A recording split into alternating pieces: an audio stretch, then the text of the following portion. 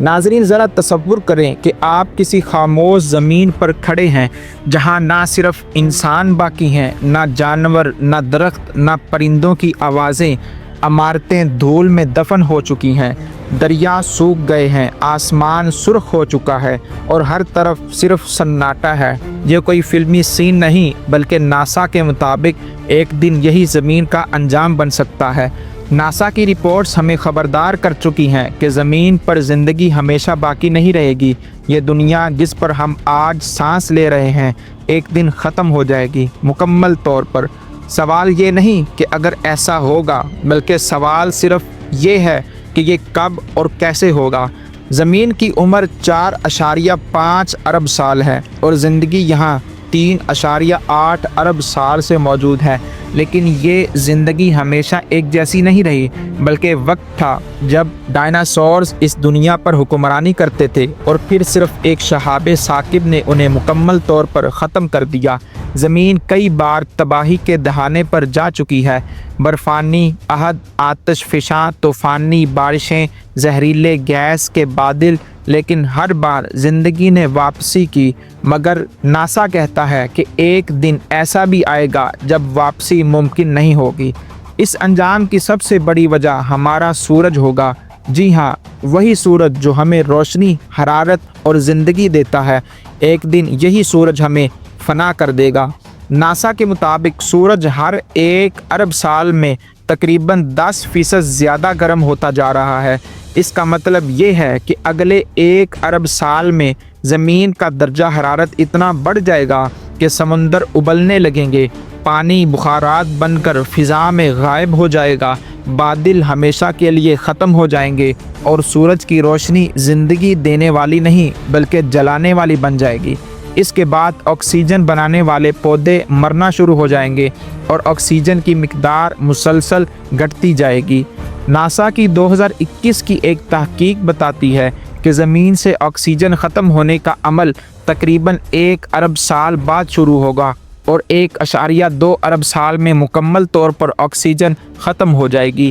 جب آکسیجن نہیں ہوگی تو انسان، جانور، پرندے سب دم گھٹنے سے مر جائیں گے، اور یہ موت کسی دھماکے کی طرح نہیں ہوگی بلکہ ایک خاموش، آہستہ اور نہ رکنے والی موت ہوگی، جیسے کوئی زہر جو ہر لمحے جسم میں پھیل رہا ہو۔ لیکن ناسا کے سائنسدان کہتے ہیں کہ صرف سورج ہی خطرہ نہیں، زمین پر اور بھی کئی آفات خلا سے آ سکتی ہیں۔ شہاب ثاقب جیسے وہ چٹانیں جو خلا میں تیرتی ہوئی زمین سے ٹکرا سکتی ہیں، کسی بھی وقت دنیا کو ختم کر سکتی ہیں، جیسے ڈائناسورز کے ساتھ ہوا تھا۔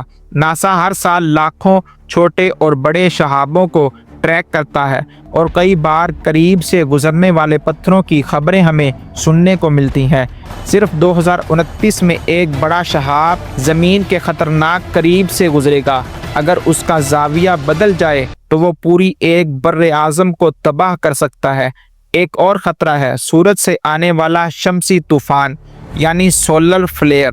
اگر یہ طاقتور ریڈیشنز زمین سے ٹکرا جائے تو نہ صرف سیٹلائٹ سسٹم تباہ ہو سکتا ہے بلکہ پاور گرڈ، انٹرنیٹ، موبائل، جی پی ایس سب کچھ بند ہو سکتا ہے۔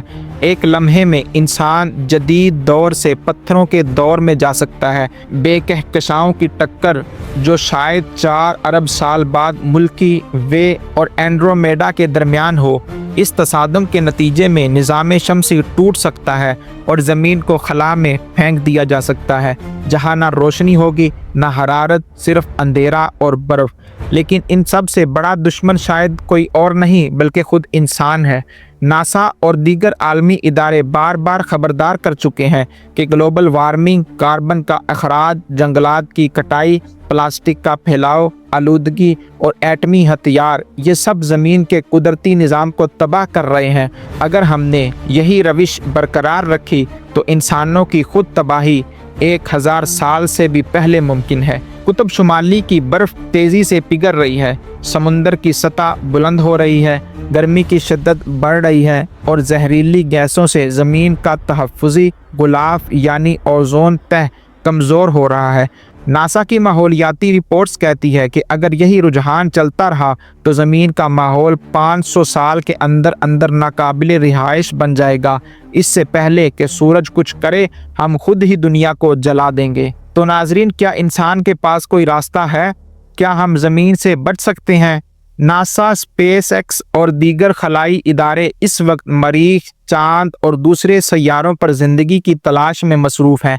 मरीख पर इंसानी बस्तियां बसाने के मंसूबे, चांद पर बेस स्टेशंस और यहाँ तक कि दूसरे सितारों की गर्द पर सर्वे जारी है।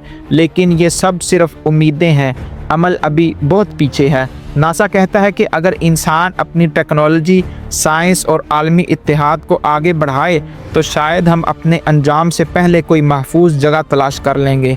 लेकिन क्या हम में इतनी अकल, इत्तेहाद और रफ्तार है कि पूरी इंसानियत को ज़मीन से निकाल कर कहीं और मुंतकिल कर सकें? शायद नहीं। नाजरीन, और यही वो लम्हा है जहां हमें सोचना है, क्या ज़मीन का ख़ात्मा तकदीर है या हम उसे रोक सकते हैं? नासा की तहकीक हमें एक चीज़ वाज़े तौर पर बताती है, हमें वक्त दिया गया है लेकिन वो लामहदूद नहीं।